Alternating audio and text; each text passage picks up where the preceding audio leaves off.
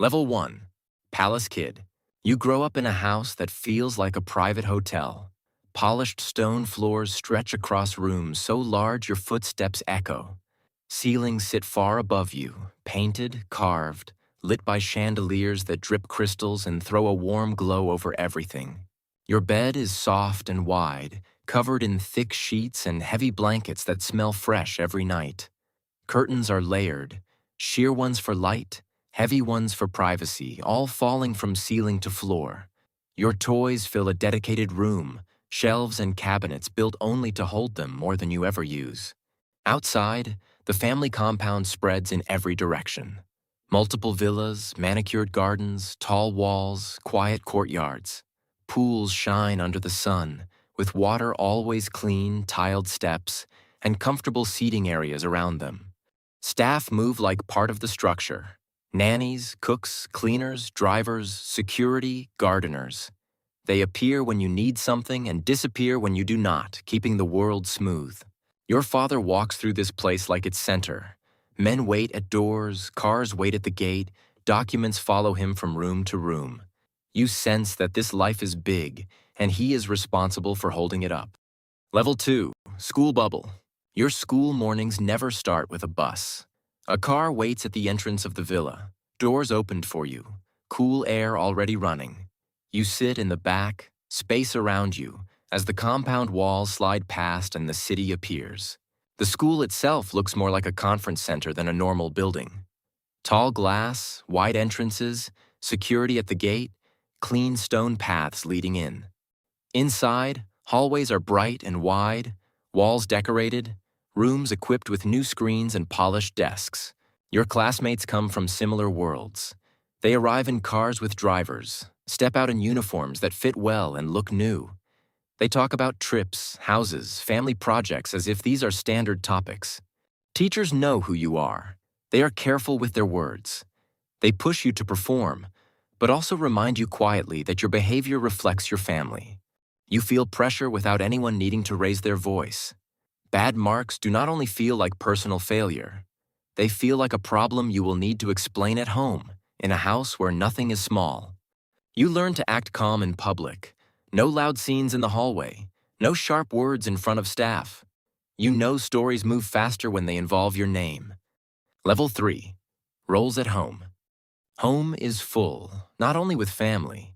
Guests come often, some from the country, some from outside. They sit in long rooms with high ceilings on deep sofas arranged in rows, talking late into the night. You watch your father host. He sits at the main seat, listens more than he speaks, and when he talks, people lean in. They discuss projects, laws, plans for the city, plans for the region. You are not kept away. You are brought into certain gatherings, placed near one side, introduced politely, told to listen. Slowly, people around you give you roles. First, small ones. Keep younger cousins in line when guests visit. Help staff guide family members to the right rooms. Later, more serious ones. Attend a visit to a new development, walk the site, hear the explanation about what will be built. Sit at the end of a table during a meeting, listen to discussions about a new company or a new project. Speak only when asked. You understand that you are being trained, not only loved. You are expected to become part of the line of people who make decisions in these rooms. Your childhood blends with preparation. Level 4. Life abroad. When you leave for university, you do not worry about where you will stay. An apartment waits for you in a good area of a major city. High floor, secure entrance, clean lobby. Furniture is simple but high quality. Floors smooth, kitchen fitted with everything you need and more. Your studies take place in buildings with history and reputation. Lecture halls full, libraries quiet and stocked, support staff available.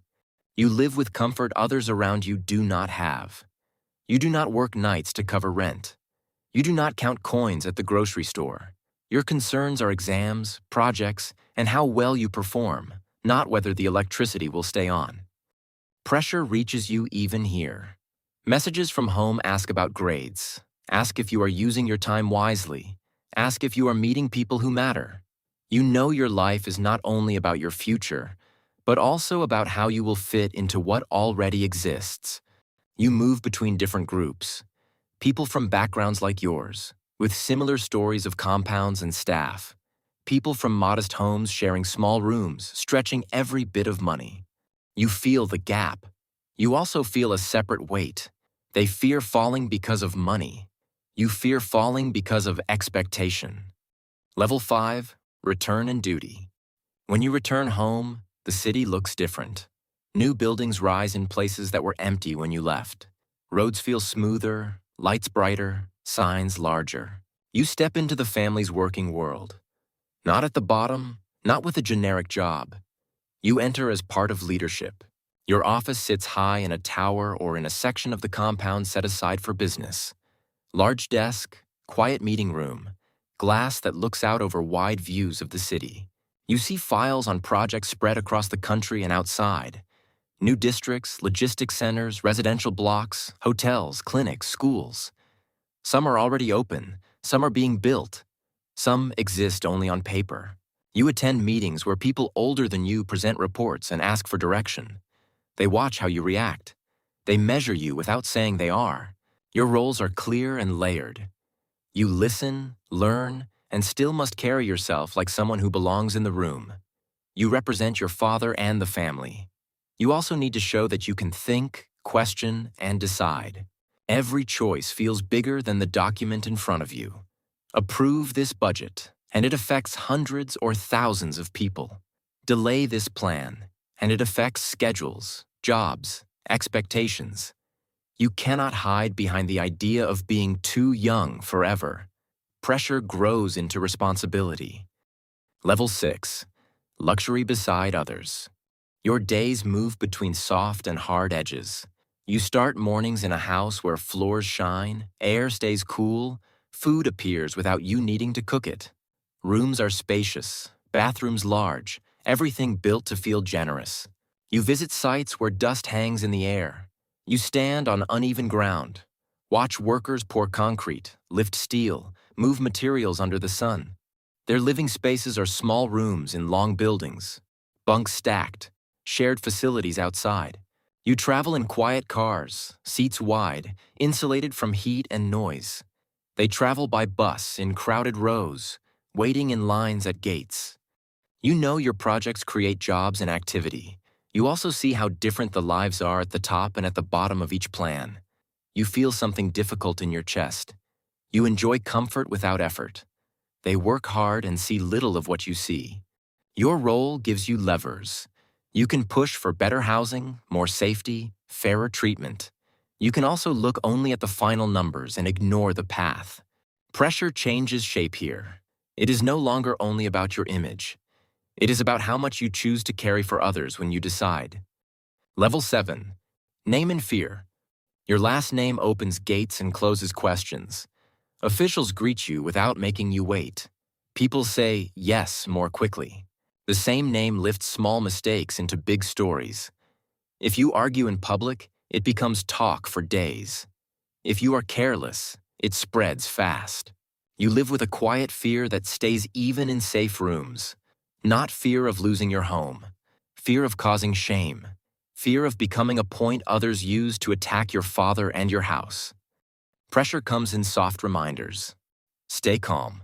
Remember who you are. Choose carefully who you stand next to. You feel watched, even when nobody is in the room. Not by cameras, but by the idea of what each action might mean. At times, you want to push away all of it. Live somewhere small, walk alone, be judged only as one person, not as a son of. You know that choice is not simple. Leaving is not only leaving comfort. It is leaving duty and structure. Level 8, trying to be more. In the middle of all this, you look for yourself. You think about what you are good at beyond your name. Maybe numbers, maybe people, maybe ideas.